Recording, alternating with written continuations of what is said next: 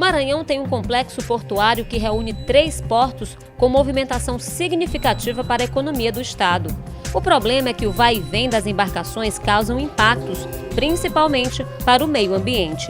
É que todos os navios de grandes dimensões precisam utilizar água do oceano para compensar a perda do peso quando ocorre o desembarque de cargas. Para sair de um porto para o outro, o navio precisa encher o reservatório com a água do oceano. Durante a viagem, inclusive na chegada, essa água é devolvida para o mar. O problema é que, junto com essa água, são despejados também micro-organismos estranhos ao ecossistema local, o que pode causar um desequilíbrio à fauna e à flora. Um navio como esse de grande porte, por exemplo, devolve para o mar cerca de 19 milhões de metros cúbicos de água de lastro todos os anos. A cada parada que o navio precisa fazer para carregar ou descarregar, ocorre um novo esvaziamento e um novo preenchimento do tanque para manter a embarcação estável. Esse ciclo é extremamente perigoso. É quando chegam os organismos bioinvasores de outros ecossistemas. A gestora de meio ambiente da EMAP esclarece que os navios só podem atracar aqui depois de uma autorização da Marinha por meio de um relatório. As exigências devem estar em conformidade com uma norma regulamentada e editada em 2005 pela própria Marinha do Brasil. Tudo isso é colocado num relatório, que é o relatório de água de lastro, onde ele apresenta o nome do tanque, a latitude, a longitude, o volume de água que constava naquele tanque, a salinidade da água do local onde ele realizou. Então, ele precisa comprovar que, naquele dia, naquele local, ele realizou a troca da água de lastro. No Porto do Itaqui, 8 berços realizam operações de importação e exportação, uma média de 80 navios por mês.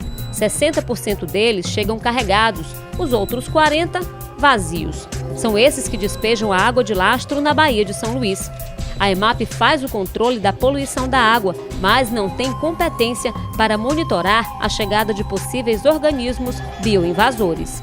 Todo navio que atraca em algum porto brasileiro, inclusive aqui no Porto do Itaqui, ele precisa ter anuência de atracação da Vigilância Sanitária, da Capitania e de diversos entes reguladores. Somente após o aceite de todos esses entes é que o porto autoriza a atracação do navio.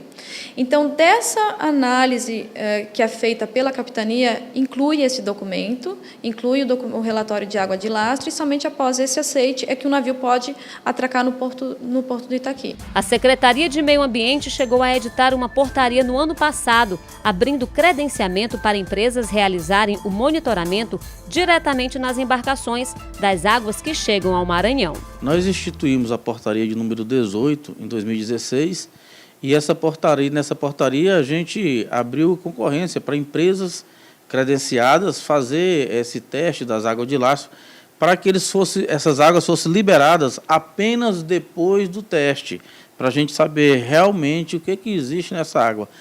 Qual o nível de contaminação dela nas nossas praias. Isso a gente tem que saber.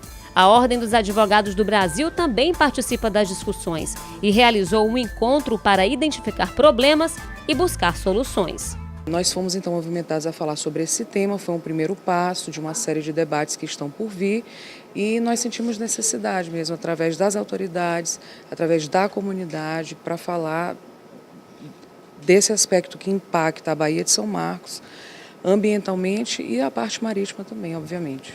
Segundo a advogada, o Brasil é país integrante da Organização das Nações Unidas e, por isso, signatário da Convenção Internacional para Controle da Água de Lastro e Sedimentos de Navios, que entra em vigor no mês de setembro deste ano. A convenção foi confirmada pelos 30 países que, juntos, representam 35% da frota marítima mundial. Todos terão que se adequar. Nós vamos acompanhar esses debates. Se sentirmos a necessidade, se formos movimentados a isso, vamos continuar fazendo esses encontros.